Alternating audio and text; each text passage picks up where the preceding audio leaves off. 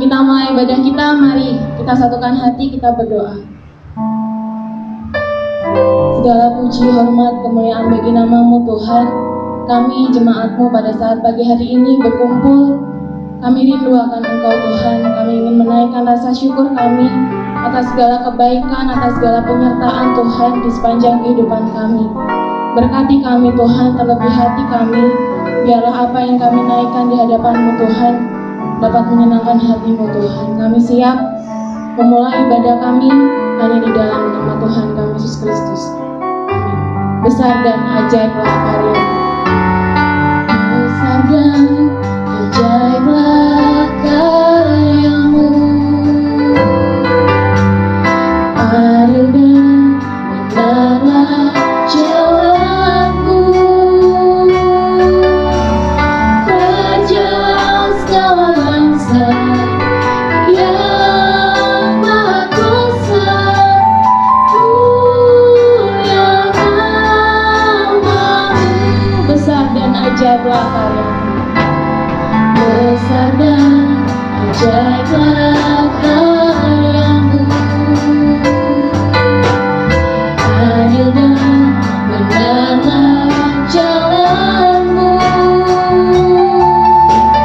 Raja segala bangsa yang Maha Kuasa, mulia nama-Mu. Layaklah segala bangsa sujud kepadamu.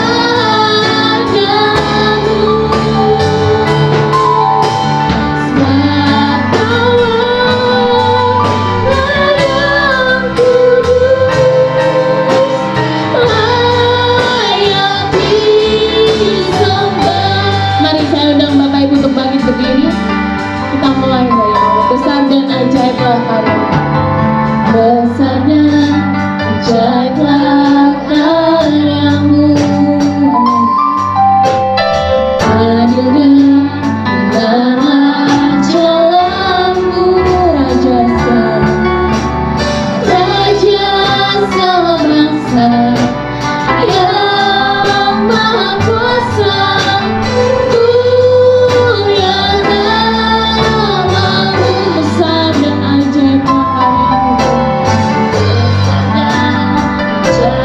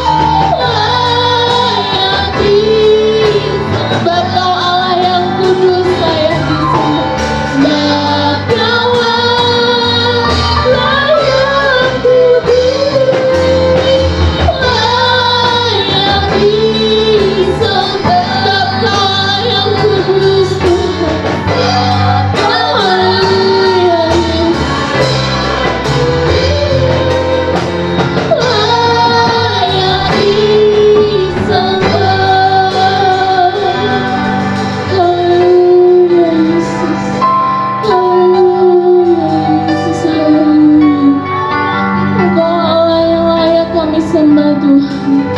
Engkau Raja di atas segala bangsa Tuhan.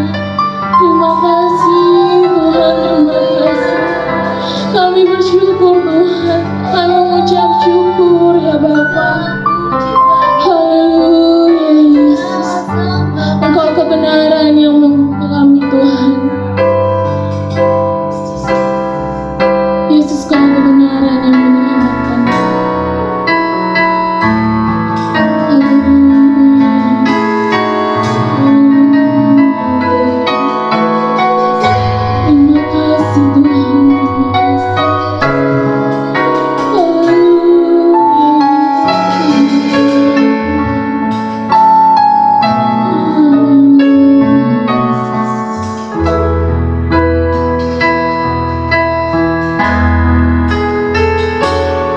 Yesus, Kau kebenaran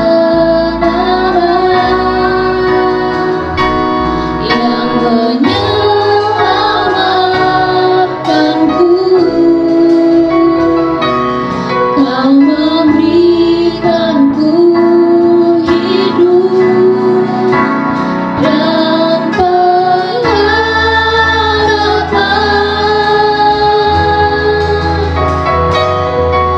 Ikut kehendakmu, ku perlu anugerahmu. Ku nyatakan janjiku kepadamu.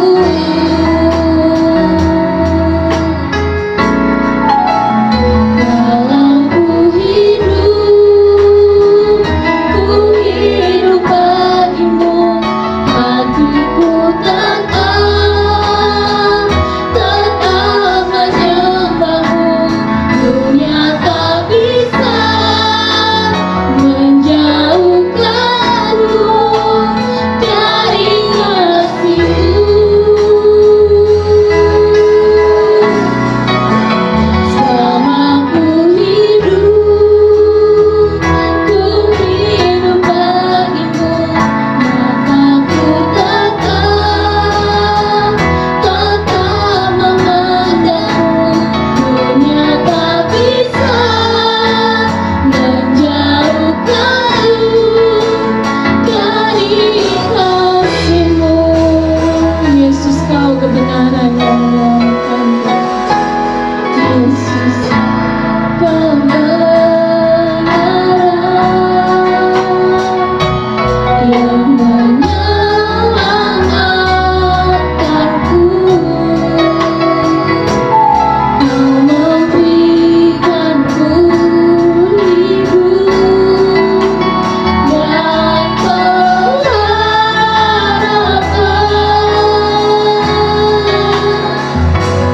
Ku ikut kehendakmu, ku perlu anugerahmu. Ku nyatakan janjiku kepadamu. Kau ku hidup bagimu Tuhan. Kalau ku hidup bagimu, hatiku tetap menyembahmu. Dunia tak bisa menjauhkanku dari kasih-Mu. Selama ku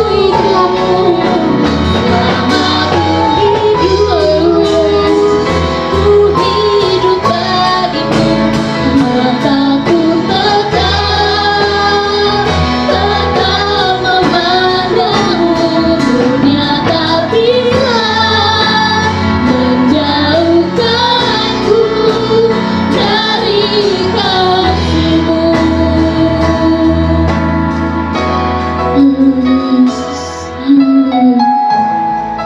Engkau kebenaran yang menyelamatkan kami Tuhan. Terima kasih Tuhan, terima kasih. Kalau kami hidup hanya bagi nama-Mu saja Tuhan. Dunia pun tak bisa menjauhkan kami daripada-Mu Tuhan. Terima kasih Tuhan, terima kasih. Kita ulang pujian ini dari awal. Kita siapkan hati kita untuk mendengarkan kebenaran firman Tuhan. Yesus, Kau kebenaran yang menyelamatkan.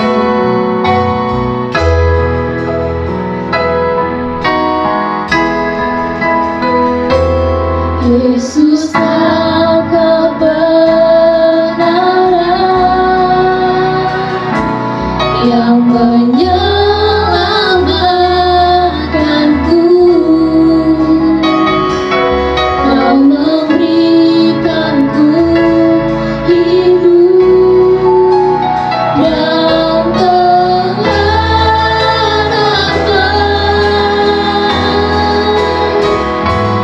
Ku ikut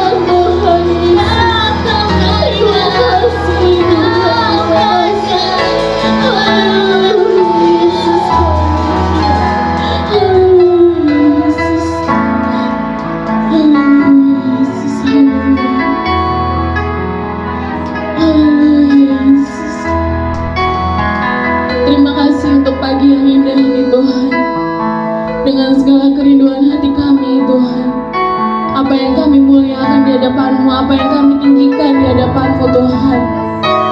Biarlah itu menjadi layak dan berkenan di hadapan-Mu Tuhan. Biarlah apa yang kami sembahkan Tuhan dapat menyenangkan hati-Mu ya Bapa. Ini semua bukan karena kuat dan gagah kami Tuhan, tapi kami yakin dan percaya Engkau yang menyertai kami, Engkau yang memberkati kami, Engkau yang bernaung atas kami Tuhan. Biarlah firman-Mu pada saat pagi hari Tuhan dapat menjadi kekuatan, dapat meneguhkan kami. Haleluya Yesus, haleluya. Kami siap duduk manis mendengarkan sabda firman-Mu Tuhan, hanya di dalam nama Tuhan kami Yesus Kristus. Haleluya, amin. Puji Tuhan, haleluya, haleluya.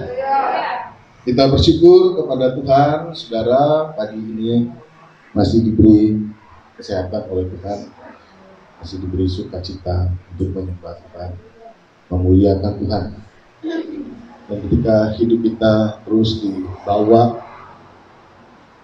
dibangun untuk senantiasa menyembah, memuliakan Tuhan, kita akan melihat kuasa Tuhan turun atas kita sehingga kita selalu diberi kesehatan, kekuatan oleh Tuhan. Amin, saudara. Puji Tuhan. Pagi ini saya masih melanjutkan pembahasan tentang bagaimana kita memelihara kekayaan sejati. Kita sudah mulai dari pasal 2, kitab 2 Petrus pasal 1 ayat 10. Lalu kemudian kita masuk kepada poin-poin penting di dalam pengusahaan itu. Kita sudah melihat tentang hubungan bagaimana seseorang memelihara dan apa yang harus dipelihara. Petrus kemudian menjelaskan bahwa dia mulai dari persoalan iman yang perlu kemudian ditambahkan padanya kebajikan. Dan kemudian kita juga sudah melihat bagaimana kebajikan itu perlu lagi di dalamnya ditambahkan pengetahuan. Dan pagi hari ini kita akan melanjutkan apa yang kemudian disampaikan oleh Petrus di dalam suratnya, dalam melihat poin berikutnya tentang apa yang disebut dengan penguasaan diri. Mari kita membaca surat 2 Petrus pasal yang pertama, ayat yang ke-6. Surat 2 Petrus pasal yang pertama, ayat yang ke-6. Demikian. Dan kepada pengetahuan penguasaan diri, dan kepada penguasaan diri ketekunan, dan kepada ketekunan kesalehan. Puji Tuhan. Saudara, ada kurang lebih di dalam bagian ini 3 poin berikutnya. Setelah di pasal 5 kita melihat dari iman kepada kebajikan kepada pengetahuan, sedangkan kemudian di dalam ayat 6 kita melihat dari pengetahuan kepada penguasaan diri, kepada ketekunan dan kesalehan.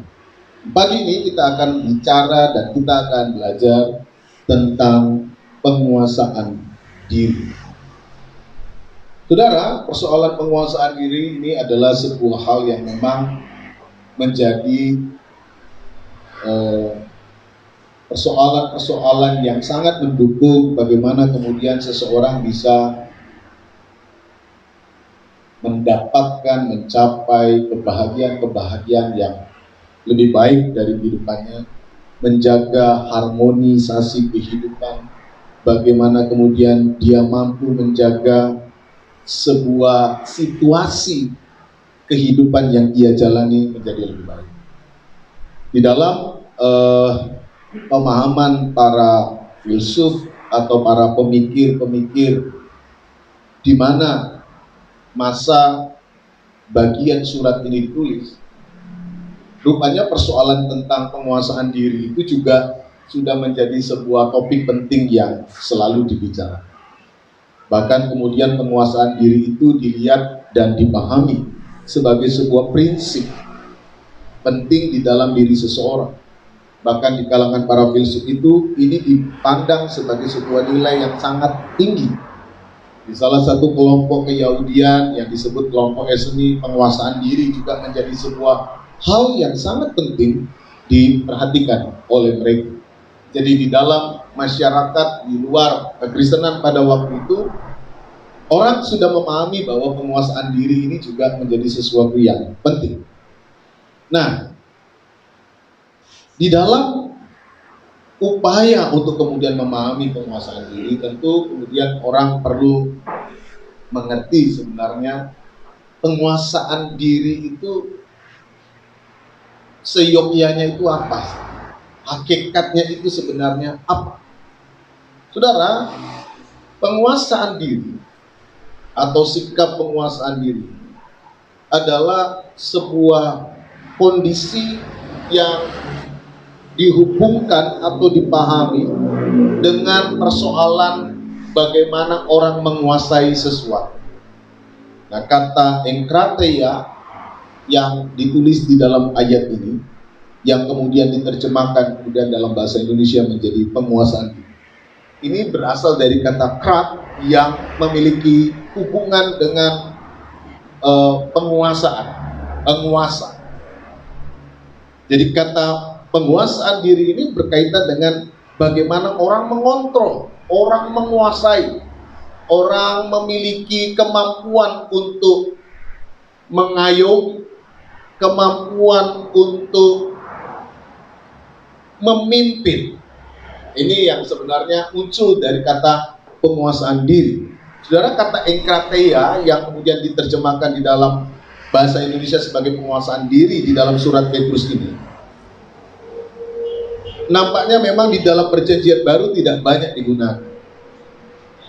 Saya mencoba memeriksa, itu kurang lebih hanya ada 3 bagian dari ayat termasuk surat Petrus ini yang menggunakan istilah ini. Misalnya dalam Galatia pasal 5 ayat 23 yang menyinggung tentang persoalan 2 roh. Salah satunya yang terakhir itu adalah penguasaan diri. Lalu di dalam kitab Kisah Para Rasul 24 ayat 25 ketika Paulus berkhotbah kepada Felix tentang penguasaan diri, istilah penguasaan diri ini pun disinggung di situ.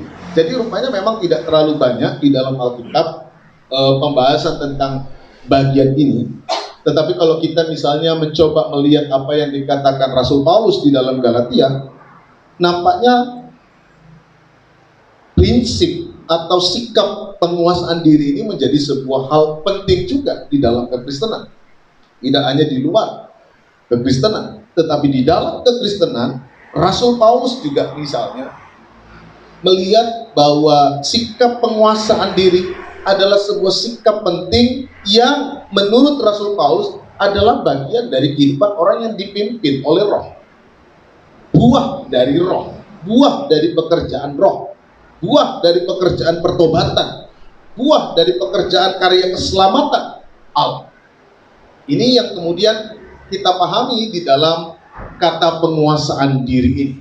Jadi bicara tentang penguasaan diri, kita sedang bicara tentang bagaimana seseorang mengontrol, memiliki kuasa untuk menentukan, untuk memilih, untuk berkata tidak kepada apa yang dikuasai ini. Nah, Bapak Ibu dan Saudara yang dikasihi oleh Tuhan, ketika kemudian penguasaan diri ini kemudian kita lihat ada di dalam list, ada di dalam daftar Petrus sebagai faktor penting yang kemudian didorong oleh Petrus ada dan perlu ditambahkan di dalam diri jemaat guna membangun sebuah kehidupan yang saleh atau kehidupan yang berguna itu. Maka saudara, ketika kemudian kita melihat hal ini didaftarkan, maka kita kemudian bisa melihat aspek lainnya, yaitu pertanyaan yang muncul, mengapa penguasaan diri ini dimasukkan di situ.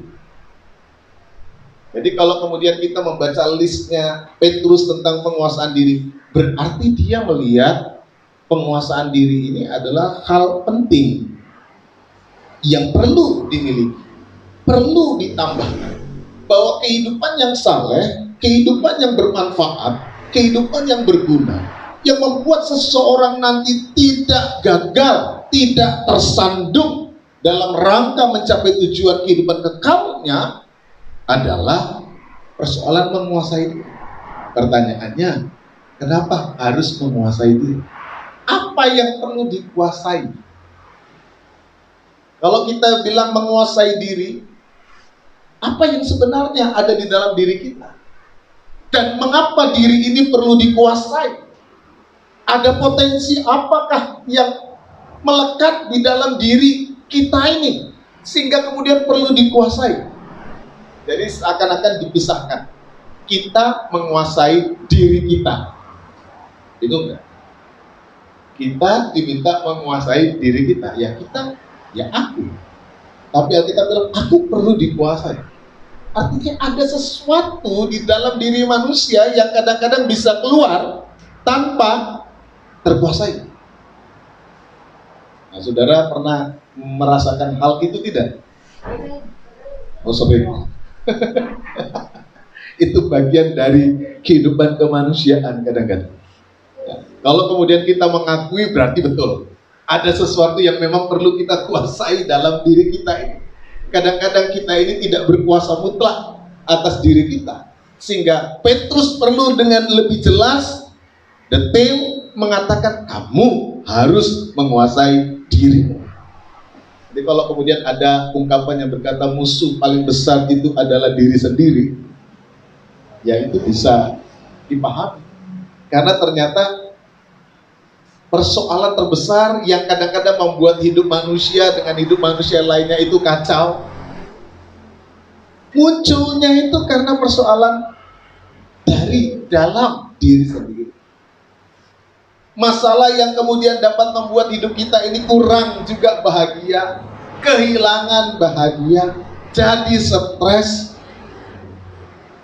Juga itu salah satunya persoalan yang muncul dari dalam diri sendiri.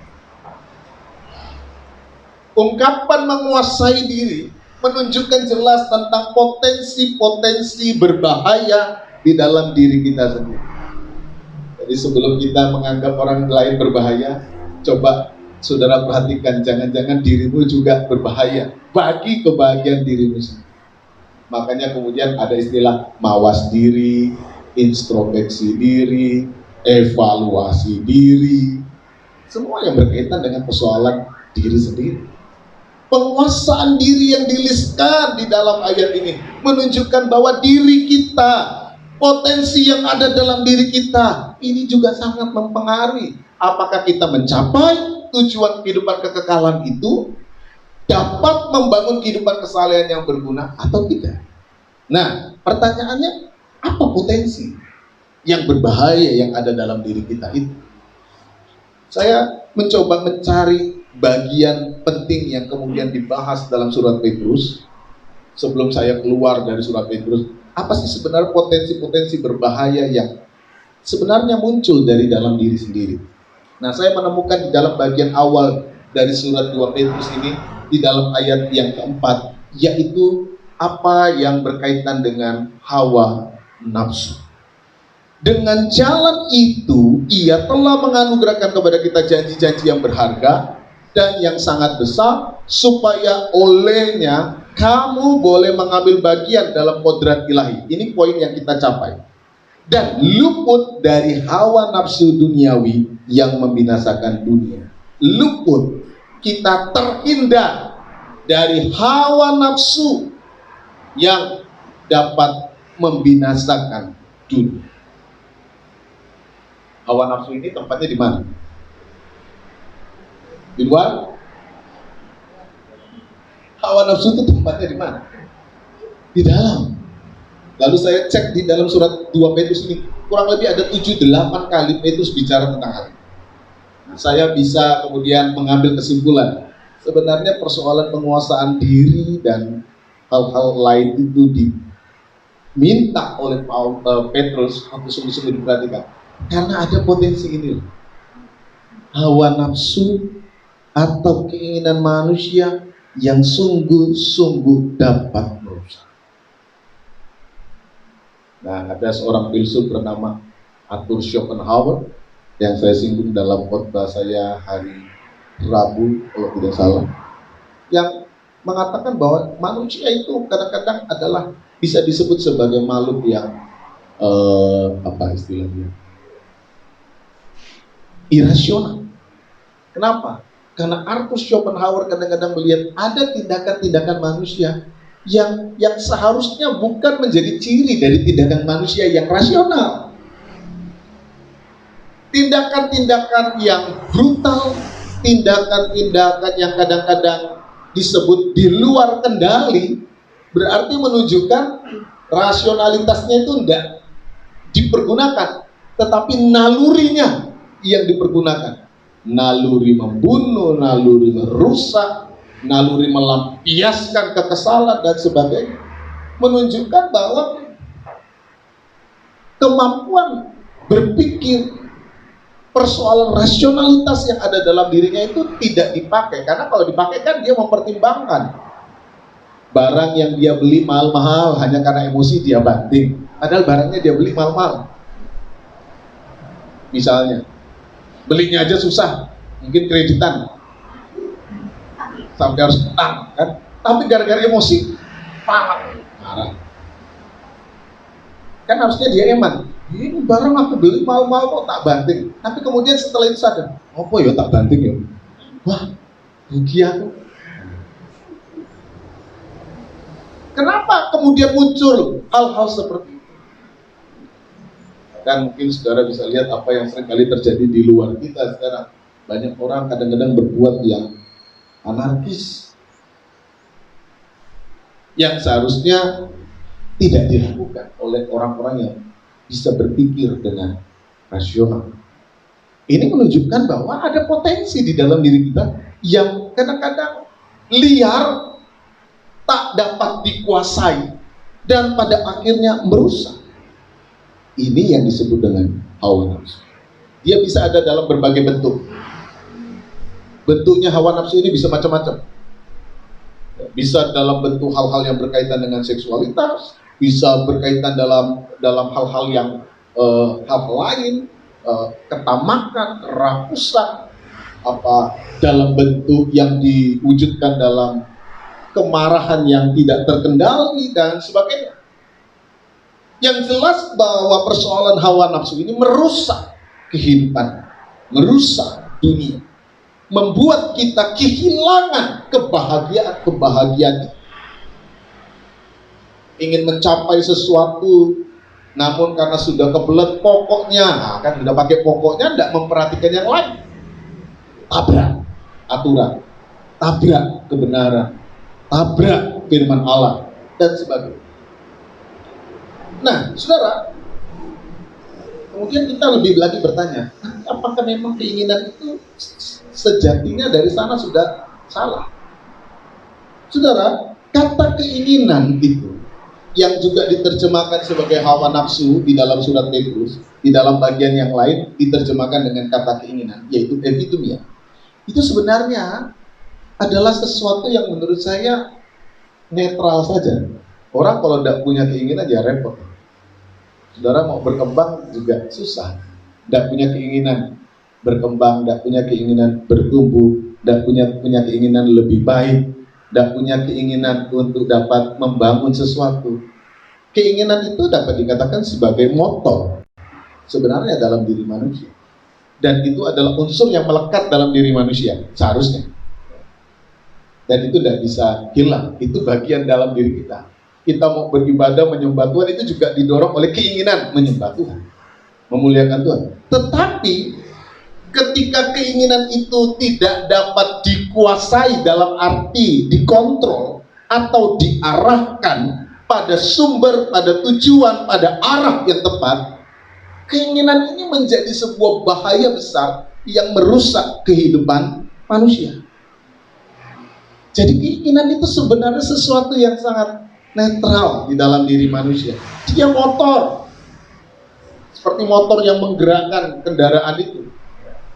Tapi kalau dia di luar kendali saudara, naik motor, nah kan saudara, motor bisa nabrak tiang listrik, bisa nabrak orang, bisa bisa merusak diri karena nggak terkendali, tidak terkendali, dan akhirnya merusak. Makanya saya kasih contoh tentang bagaimana sebenarnya persoalan keinginan ini dapat kemudian menjadi sesuatu yang baik. Makanya yang dipakai istilah apa? Penguasaan diri. Penguasaan diri. Artinya yang dikuasai itu diri kita. Dikuasai itu artinya dikontrol, bukan kemudian di sama sekali dihabiskan. Kita tidak bisa kemudian menghilangkan keinginan kita, kecuali saudara udah mati, ya udah nggak punya keinginan. Tetapi selama manusia hidup, ya manusia punya keinginan untuk makan, keinginan untuk bersosialisasi, keinginan berkembang, keinginan bertumbuh. Tetapi yang diinginkan itu kontrol, menguasai.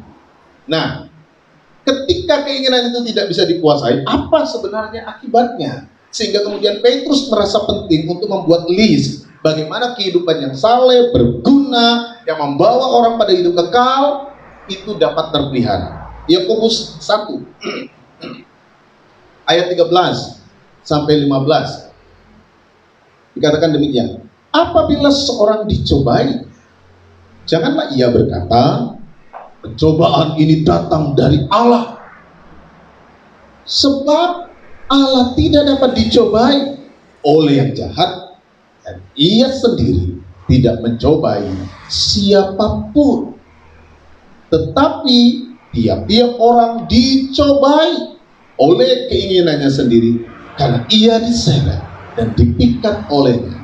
Dan apabila keinginan itu telah dibuahi, ia melahirkan dosa, dan apabila dosa itu sudah matang, ia melahirkan maut. Masalah yang dapat muncul ketika keinginan itu tidak dikuasai apa? Ya, orang kemudian masuk dalam pencobaan. Kalau udah pencobaan, dia kemudian berkata, ya Tuhan, kenapa Tuhan izinkan pencobaan ini datang padaku? Padahal dia sendiri yang membawa dan menyeret dirinya kepada pencobaan. Ya Tuhan, kenapa kau izinkan aku mengalami yang seperti ini? Padahal dia sendiri yang terpikat. Kayak seorang cowok yang terpikat pada seorang gadis. Dia terseret, terpikat. Saking terseret, terpikat, sudah tidak bisa ke lain hati. Akhirnya menikah. Setelah menikah, lahir anak. Setelah lahir anak, ya sudah. Seperti itu gambaran yang muncul. Keinginan itu seperti itu. Ketika keinginan itu menguasai seseorang, keinginan itu kemudian tidak dapat dibendung, keinginan itu pada akhirnya dituruti. Dan ketika keinginan dituruti, ia apa dikatakan tadi situ? Membuat seseorang itu pada akhirnya melahirkan dosa. Nah, setelah dosa datang, ia melahirkan maut. Akibatnya itu jelas. Mulai dari ketidakmampuan menguasai keinginan, mengikuti keinginan, melahirkan dosa, melahirkan maut. Persoalannya itu di situ. Mengapa kemudian penguasaan diri itu menjadi penting? Karena ketika penguasaan diri itu tidak ada, lalu keinginan, semua keinginan pokoknya maunya dituruti, tidak dikontrol, tidak dipilah. Karena kalau yang namanya dikontrol kan kemudian keinginan ini yang ini enggak. Karena yang ini baiklah hasilnya, arahnya tepat. Ini tidak. Itu namanya dikontrol. Tapi kalau orang nggak bisa mengontrol keinginan, pokoknya mau apa harus, walaupun itu mungkin punya orang lain, rampas atau nggak bisa maksa, ya akhirnya saudara yang terjadi adalah dosa, pelanggaran. Punya orang lain diambil, milik orang lain dirampas, hak orang lain diambil, dikuasai. Jalan yang tidak harusnya dijalani, jalani. Ini kan namanya merusak, menghadirkan dosa. Dan kalau orang sudah terjebak di dalam dosa, dia melahirkan maut. Manusia kodratnya manusia. Kalau manusia mau jadi Allah itu akhirnya apa? Yang muncul hanya dosa. Itu kan dosanya manusia di Taman Eden. Ya manusia diciptakan segambar serupa dengan Allah. Tapi karena ditipu iblis, oh kalau kamu makan itu kamu bisa jadi Allah. Nah, manusia punya keinginan yang tak terkontrol, tak terkuasai, jatuh dalam dosa. Jadi ketika hawa nafsu, keinginan tak dikuasai, tak bisa dikontrol, membawa manusia pada pencobaan. Tapi kalau kemudian lebih lagi tidak dapat dikuasai, membawa dia pada dosa. Dan ketika dosa ini dibiarkan terus, mau, dampaknya luar biasa. Dampaknya luar biasa. Saudara bisa kemudian memahami ini dalam konteks apapun, dalam konteks keluarga, dalam konteks masyarakat. Ketika keinginan-keinginan itu tidak bisa dikontrol, keluarga rusak, pekerjaan rusak, pertemanan rusak, semua rusak. Hanya karena tidak bisa dikontrol, rusak. Contoh yang lain, saudara, dalam Yakobus 4 juga. Saya masih ada di dalam kitab Yakobus, pasal 4 tentang persoalan keinginan. Yakobus 4 ayat 1-3. Dari manakah datangnya sengketa dan pertengkaran di antara kamu? Bukankah datangnya dari hawa nafsumu yang saling berjuang di dalam tubuhmu? Sengketa, pertengkaran munculnya di situ. Tidak bisa menguasai diri, tidak bisa kemudian melihat apa yang seharusnya, tidak bisa memahami aku ini benar atau salah ya. Tidak bisa juga melihat temanku ini seperti apa seharusnya. Akhirnya jatuh pada pertengkaran, jatuh pada sengketa. Yakobus katakan, bukankah itu semua datang dari hawa nafsu? Semuanya kepengen punya posisi yang paling hebat misalnya. Akhirnya ribut. Yang kedua dari pasal 4, kamu mengingini sesuatu tetapi kamu tidak memperolehnya, lalu kamu apa? Membunuh. Wah, ini lebih kejam lagi. Ingin sesuatu tapi kamu tidak bisa memperolehnya, lalu kamu membunuh. Ini kan fakta. Sekian banyak persoalan-persoalan, mungkin kasus-kasus pembunuhan, ada yang seperti itu. Dia pengen sesuatu yang tidak dia miliki, tapi dia tidak punya cara. Pokoknya saya mau. Kita lihat kasus yang baru-baru di Jakarta itu, Kalibata, yang menimpa orang Jogja misalnya. Kalau baca informasinya kan, hidup susah, pengen duit, merekayasa sesuatu, akhirnya melakukan tindakan-tindakan yang kejam. Pengen sesuatu, apalagi sekarang zaman sulit, tapi iklannya makin gencar misalnya, karena supaya ekonomi baik, orang semakin tergiur, gimana ya supaya dapat. Nah, orang yang tidak mau berpikir, tidak mau berusaha, tidak mau bekerja, pengennya jalan pintas, keinginannya kuat, tapi tidak punya apa-apa. Cara tercepatnya apa? Kayak gitu. Kamu iri hati, mengingini sesuatu tapi kamu tidak bisa, kamu membunuh. Kamu iri hati, iri hati, tahu kan sudah iri hati? Melihat sesuatu yang dia tidak ingin, tidak punya, tapi ingin, kuat, iri hati. Dan kalau orang sudah iri hati, itu akarnya panjang, merusak dirinya, karena dirinya ini pasti akan jadi orang yang semakin terbawa emosi terus. Orangnya tidak ngapa-ngapain, tapi orang yang iri itu napasnya kayak Senin Kemis gitu, terbawa amarah. Nah, karena dia iri kan, misalnya orangnya lewat di depannya, ada nggak ngapa-ngapain, tapi karena iri, kan? Orangnya tidak ngapa-ngapain, tapi mungkin yang iri ini rasanya seperti mau nerkam tikus.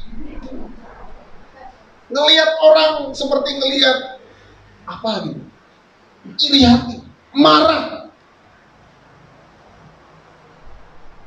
Pernah diiri hati, saudara? Diiri hatiin orang? Pernah? Oh, sering.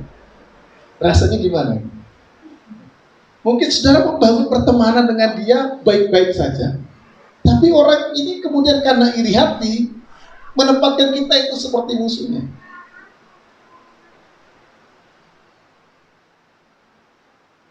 Orang itu jadi tidak sejahtera dalam hidupnya, ya kan? Di tengah kebahagiaan orang lain dia nggak bisa sejahtera, gitu loh. Semakinlah dia tersakiti. Yang nyakiti siapa? Badan sendiri, disakiti sendiri. Karena tadi itu loh, hawa nafsu itu merusak. Nah, tapi oke lah kalau dia merusak diri sendiri. Tapi kalau udah karena ini, dia ciptakan gosip, dia ciptakan ini, kan merusak. Ciptakan hoax, rusak. Dilihat. Tetapi kamu tidak mencapai tujuanmu, lalu kamu bertengkar. Lebih aktif. Kalau iri kan cuma di dalam. Kalau lebih aktif dia marah, bertengkar. Lalu apa lagi? Dan kamu berkelahi. Coba.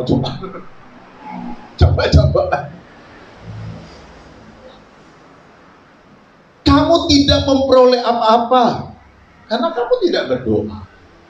Jadi kadang-kadang orang itu cuma kepengen, tidak bisa, hanya bisanya iri, marah, emosi, bertengkar, tapi tidak mau bekerja, tidak mau berdoa. Nah, tapi ada juga persoalan ayat ketiga. Atau kamu berdoa juga sih, ya rohani lah, berdoa, tapi kamu tidak menerima apa-apa karena kamu salah berdoa. Wah, aku udah berdoa loh, minta mobil Mercy kok rata teko. Oh, kejuaran. Ya wes turun mobil Honda. Kok tidak datang-datang? Atau Toyota aja lah, nanti pesan sama Mas Daniel. Orang teko-teko. Ngapa salahnya? Ya Yakobus katakan, sebab yang kamu minta hendak kamu habiskan untuk memuaskan hawa nafsu. Naik mobil Toyota teko, tak parkir di depan rumah wong itu, tak setel kenceng-kenceng. Biar lihat aku Facebook. Kalau udah bawaannya begini, hawa nafsu hanya untuk kesombongannya, memuaskan dirinya, plus nyakitin tetangga, nggak ada. Ini sumber malapetaka. Pokoknya bisa, mau utang, mau apa dulu, mau bagaimana dulu, pokoknya punya. Nanti persoalannya bisa bayar atau enggak, urusan belakang. Minimal seminggu, habis itu ditarik lagi. Yang penting orang udah lihat, wah ini bahaya, cari masalah sendiri, berkosong, nyiksa diri, merusak diri. Inilah akibat dari tidak bisa menguasai diri. Jadi tidak main-main akibatnya. Dari yang merasa dicobai sampai maut. Itu lingkup dari persoalan ketika orang tidak dapat menguasai diri. Makanya untuk dapat membangun sebuah kehidupan yang saleh dan berguna, Petrus katakan, tambahkan kepada pengetahuan penguasaan diri. Jadi persoalan ini persoalan yang ada dalam diri kita. Semua orang. Sehingga kita yang diminta oleh Tuhan itu adalah kamu harus menjadi tuan atas dirimu sendiri. Saudara harus menjadi tuan atas dirimu sendiri. Dan sebagai tuan yang baik, dapat mengontrol. Seperti seorang presiden yang dapat menguasai rakyatnya, tetapi kemudian dibawa, dibimbing, dituntun kepada sebuah kemakmuran. Ini yang Tuhan mau. Jadi kita harus dapat menguasai diri kita sendiri. tidak dikuasai oleh hawa nafsu, tidak dikuasai oleh keinginan, melainkan menguasai hawa nafsu keinginan kita sehingga bisa kontrol. Oh ini oke, oh ini tidak, ini merusak, oh ini baik. Karena kalau kita juga tidak punya keinginan, ya kita tidak punya daya dorong untuk mengembangkan kehidupan ini. Tapi bagaimana kemudian kita dapat memanfaatkan potensi besar ini? Ya harus dikuasai. Seperti orang bawa kendaraan, harus bisa menguasai kendaraannya, supaya manfaat dari kendaraan itu, mobilitas dari kendaraan itu dapat menolong saudara, mempercepat waktu saudara dalam berusaha, menolong saudara untuk berusaha. Tapi kalau saudara kemudian tidak bisa kontrol seperti orang yang baru bawa kendaraan, entah motor, entah mobil, ya, bisa membahayakan saudara karena Anda tidak menguasainya. Jadi bukan berarti, wah tidak usah punya mobil, tidak nanti mati, tabrak. Bukan begitu. Yang pakai itu tapi kemudian saudara kuasai. Tidak usah punya motor, takut nanti kamu nabrak orang. Ya, jalan kaki terus. Jadi persoalannya kan bukan berarti jangan punya, tetapi kuasai. Makanya istilah yang dipakai menguasai diri, penguasaan diri. Pertanyaannya kemudian adalah gimana kemudian saya bisa terus dapat menambahkan penguasaan diri pada diri saya, sehingga kemudian apa yang saya buat adalah sebuah tindakan-tindakan yang terukur, tindakan-tindakan yang terkuasai. Nah, saudara, kita harus akui yang namanya penguasaan diri ini tidak mudah. Dalam hal ini kita bisa kuasai, dalam hal yang itu belum tentu kita bisa kuasai. Nah, kalau begitu sebenarnya menguasai diri ini seperti apa? Kalau kemudian kita memperhatikan Petrus, kata pengetahuan, pengenalan ini menjadi kunci penting juga untuk kemudian orang bisa menguasai diri. Tetapi hal berikut yang tidak kalah penting di samping pengenalan itu adalah latihan. Mengenal itu artinya kita melihat diri kita. Oh, aku tuh dalam hal-hal ini belum bisa menguasai diri ya. Persoalan ini belum bisa, persoalan itu belum bisa. Aku harus hati-hati. Aku harus bisa melawannya. Aku harus bisa mengendalikannya. Macam-macam yang kita bisa temukan. Kalau kita sadar dan bisa mengevaluasi diri, kita akan tahu mana hal-hal yang belum bisa kita kuasai dalam diri kita. 1 Korintus 9 ayat 27 ini juga yang kemudian menjadi pilihan sikap Paulus di dalam membawa dirinya mampu menguasai diri. Walaupun kata menguasai diri ini tidak sama persis dengan kata enkrateia, tapi saya kira prinsipnya sama, karena ini berkaitan bagaimana kemudian membuat diri kita itu seperti hamba yang baik.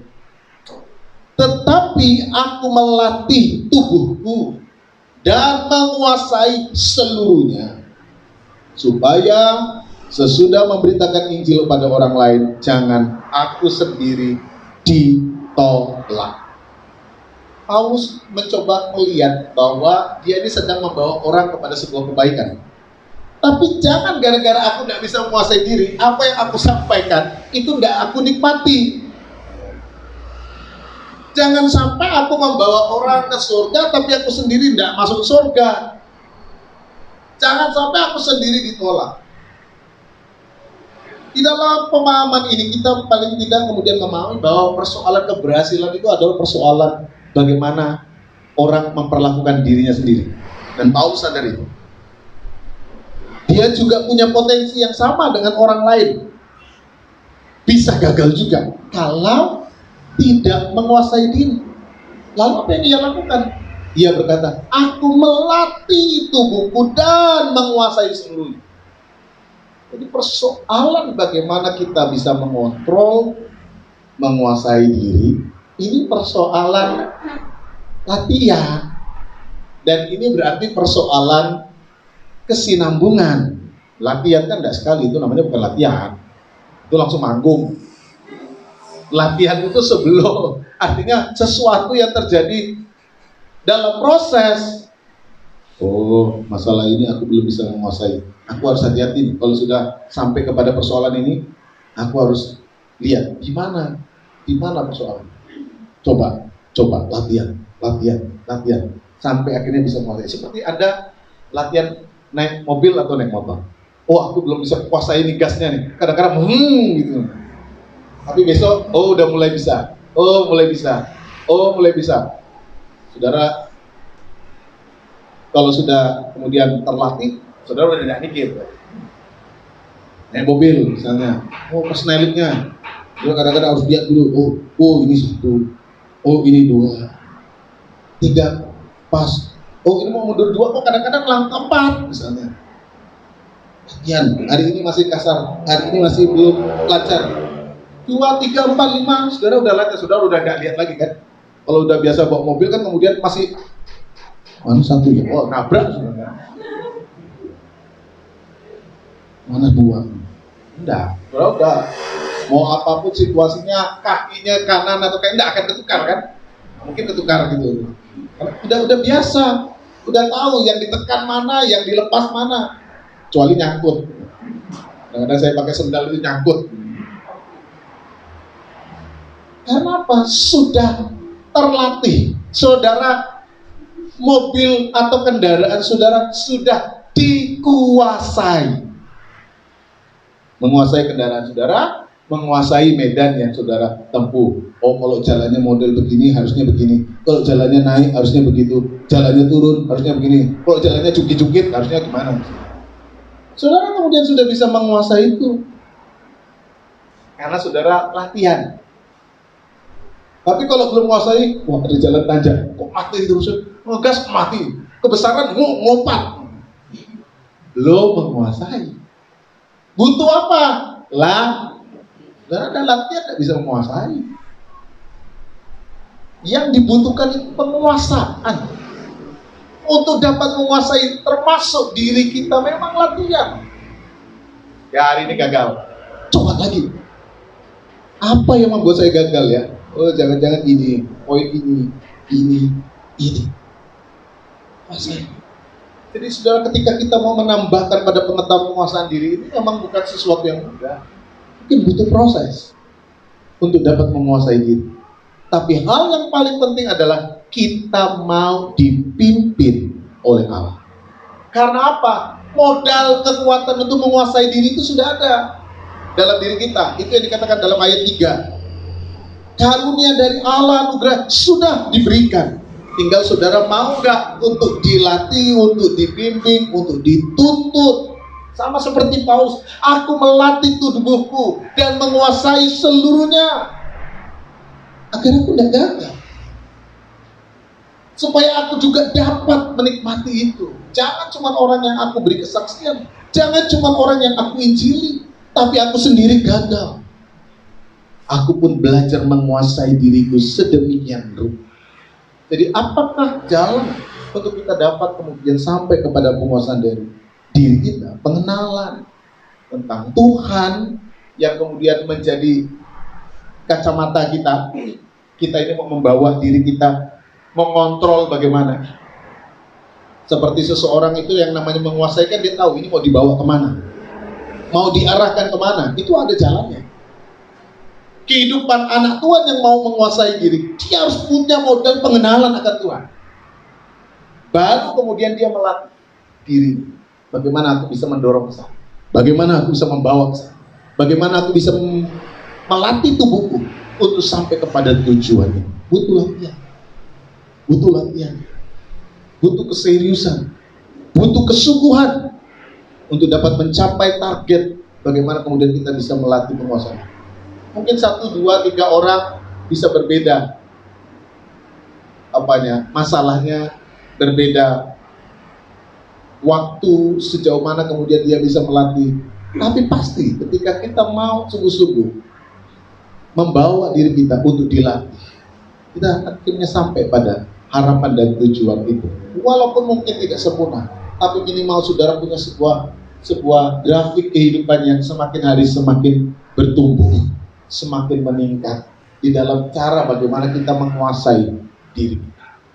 Dan di dalam ayat yang lain saudara dikatakan apa? Ketika orang bisa menguasai diri. Ayat yang terakhir, Dalam Amsal 16 ayat 32 dikatakan demikian, orang yang sabar melebihi seorang pahlawan, orang yang menguasai dirinya melebihi orang yang merebut kota. Orang yang menguasai dirinya melebihi orang yang merebut kota. Orang yang merebut kota itu berarti sudah bisa menguasai, mengontrol, menaklukkan. Tapi orang yang menguasai diri, Alkitab katakan melebihi orang yang merebut kota. Saudara bisa bayangkan berarti nilainya. Kalau orang itu zaman konteks ini kan zaman dimana orang itu mau menguasai kota itu dengan berperang gitu ya. Biasanya orang yang kemudian bisa menguasai ini disebut pahlawan, luar biasa, dipuji-puji orang, disanjung-sanjung orang. Ketika Saul dikatakan dapat membunuh beribu musuh, Daud dikatakan ratusan ribu, berlaksa-laksa musuh, yang kemudian membuat Saul diri.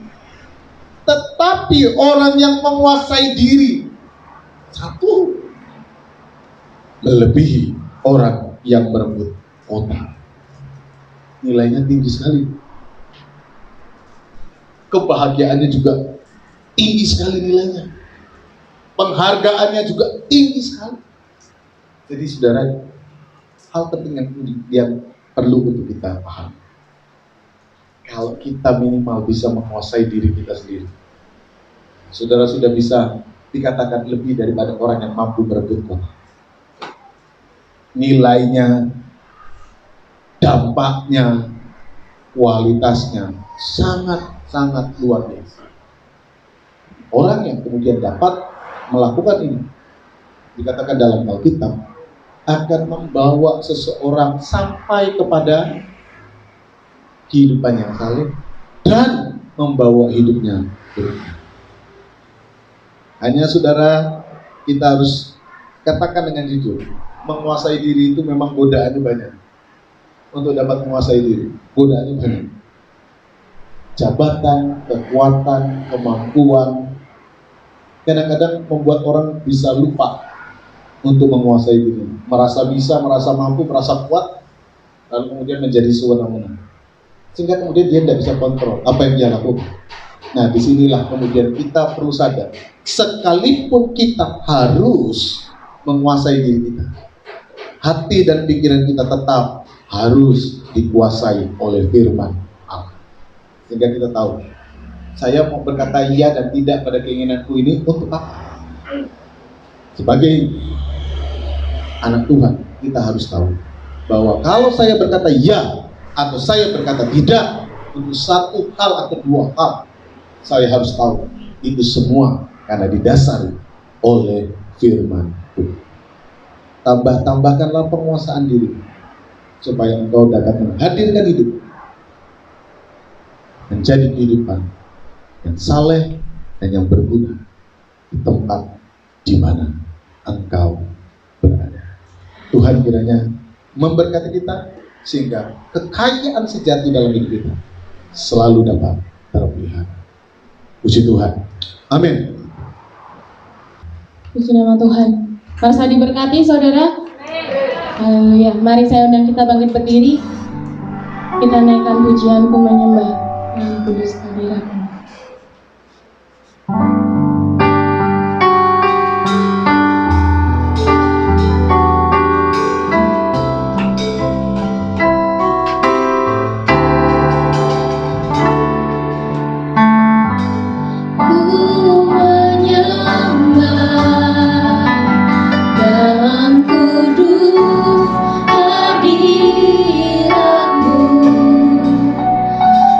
Hampiri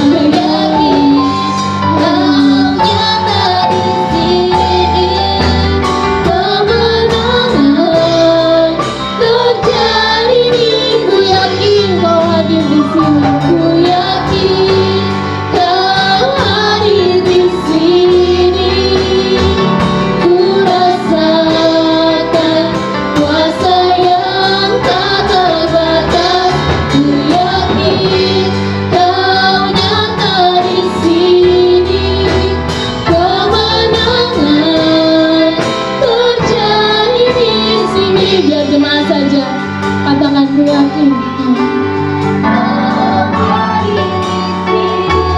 Amin.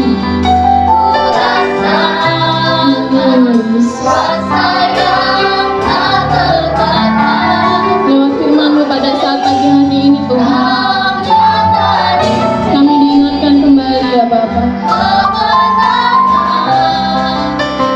untuk kami dapat menguasai diri kami.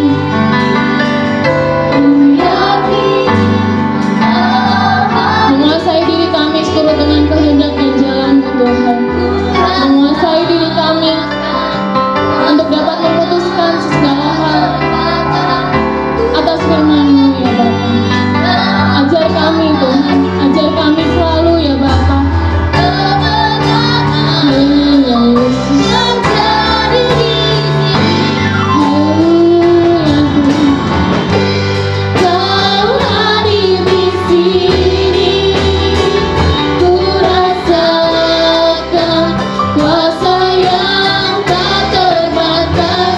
Ku yakin Kau nyata di sini, kemenangan terjadi di sini. Amin. Ku yakin Kau hadir di sini. Kau hadir di sini, ku rasakan kuasa yang tak terbatas. Ku yakin Kau nyata di sini, kemenangan terjadi di sini. Sekali lagi lebih sungguh lagi. Ku yakin Kau hadir di sini, ku rasakan kuasa yang tak terbatas. Ku yakin Kau nyata di sini, kemenangan, kesembuhan terjadi di sini. Kesembuhan terjadi, kelepasan terjadi di sini, Tuhan. Kelepasan terjadi di sini. Kemenangan terjadi di sini, Tuhan. Kesembuhan terjadi di sini, Tuhan. Kelepasan terjadi di sini, Tuhan. Haleluya Yesus. Terima kasih Tuhan, terima kasih. Haleluya Yesus, haleluya. Terima kasih Tuhan, haleluya. Terima kasih Tuhan Yesus. Haleluya Yesus. Terima kasih Tuhan. Haleluya Yesus. Ku yakin Kau hadir di sini. Amin. Ku rasakan kuasa yang tak terbatas. Ku yakin Kau nyata di sini, kemenangan terjadi. Kemenangan terjadi di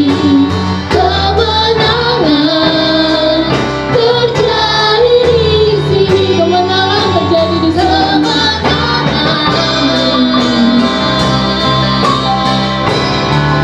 Terjadi di sini.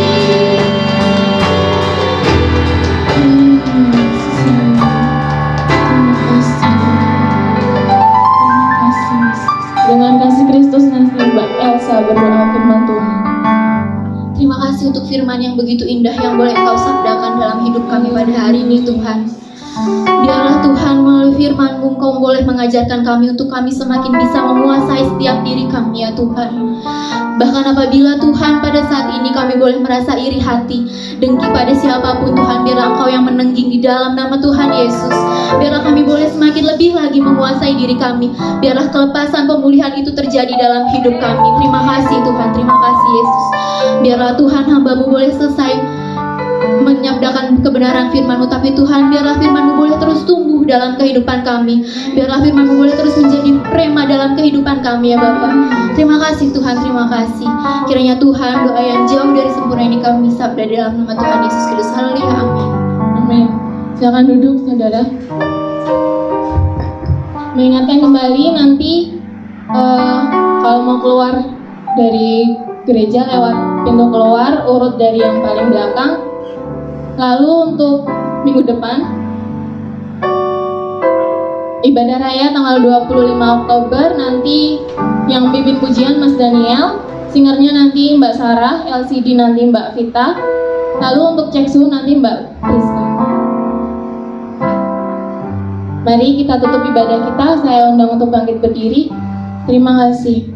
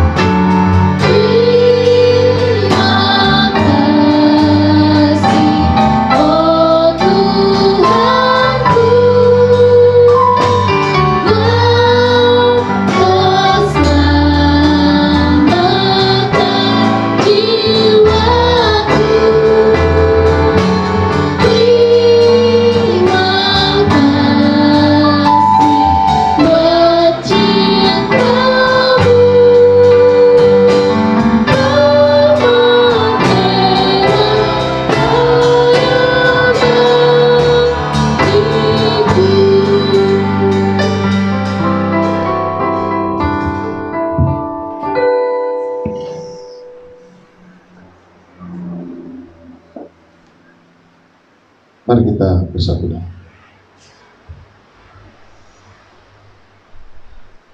Kami sangat bersyukur kepadamu Tuhan, oleh karena karyamu yang besar dalam hidup kami. Hari ini kami bisa ada. Hari ini kami dapat beribadah, memuji, memuliakan nama. Setiap firman yang sudah kami dengar, setiap perkataan-perkataan Allah yang sudah disampaikan, bertumbuh, berbuah, menguatkan dan menumbuhkan hati kami, agar kami dapat membangun kehidupan kami, mencapai tujuan Allah di dalam hidup kami, terluput dari segala hawa nafsu dunia yang menghancurkan. Tolonglah kami Tuhan, agar kami terus dimampukan untuk membawa dan melatih hidup kami, menguasainya seluruhnya, agar kehidupan kami senantiasa mencapai tujuan kehidupan yang telah Engkau letakkan di dalam kehidupan kami, pribadi lepas pribadi. Hamba berdoa bagi setiap anak-anak-Mu yang sudah hadir dalam ibadah pada hari ini, maupun mereka yang ada di rumah karena keterbatasan-keterbatasan di tengah-tengah situasi. Tuhan memberkati mereka semua. Tuhan memberkati setiap hidup mereka. Tuhan memberkati setiap pekerjaan. Tuhan memberkati setiap usaha. Tuhan memberkati setiap keluarga, kehidupan anak cucu mereka, semua dilimpahi oleh anugerah. Bapa, kami menyerahkan sepanjang hidup kami, sepanjang minggu yang akan kami jalani, seluruh aktivitas kami serahkan dalam kami. Berkatilah, bimbinglah, pimpinlah kami, agar kami tetap hidup di jalan. Tolonglah kami, kuatkan kami. Berkati setiap ibadah-ibadah di tempat, agar setiap kami beribadah, kami dapat merasakan hadirnya kuasa Tuhan. Kami semua tetap terjaga di dalam kesehatan kekuatan. Engkau berkati bangsa, Engkau berkati para pemimpin bangsa di dalam usaha mereka menciptakan kemakmuran, menciptakan keamanan bagi kehidupan bangsa. Setiap daya upaya dalam rangka mengendalikan pandemi, kami serahkan dalam kami. Beri hikmat, beri kemampuan bagi para pemimpin bangsa kami. Roh Allah kiranya turun atas mereka dan membimbing hidup kami. Ini doa kami kepadamu. Tuhan, sebentar kami akan pulang kembali ke rumah kami masing-masing. Mari Engkau pimpin dan sertai. Tuntunlah kami dalam perjalanan, dan tibakanlah kami di rumah kami sekalian. Apa yang sudah kami kerjakan hari ini, apa yang sudah kami lakukan, kepada Engkau yang membalas dengan berlipat kali ganda. Setiap pujian, doa, permohonan, persembahan, dan apa saja yang kami lakukan, Engkau yang membalas dari surga. Saudaraku yang terkasih, marilah kita pulang dan terimalah berkat. Kiranya anugerah damai sejahtera dari Tuhan Yesus Kristus, kasih Allah Bapa dalam persekutuan Roh Kudus, kiranya turun atas saudara sekalian hari sampai selama-lamanya. Tuhan memberkati engkau, Tuhan memberkati keluarga, Tuhan memberkati apa yang kau makan, minum, dan pakai. Tuhan memberkati seluruh usaha dan pekerjaan. Tuhan yang mengangkat engkau dan memberikan padamu hari depan yang penuh harapan dan sukacita, yang Ia kerjakan hari ini sampai selama-lamanya dalam berkat nama Tuhan Yesus Kristus. Haleluya. Amin. Selamat siang. Tuhan memberkati kita sekalian.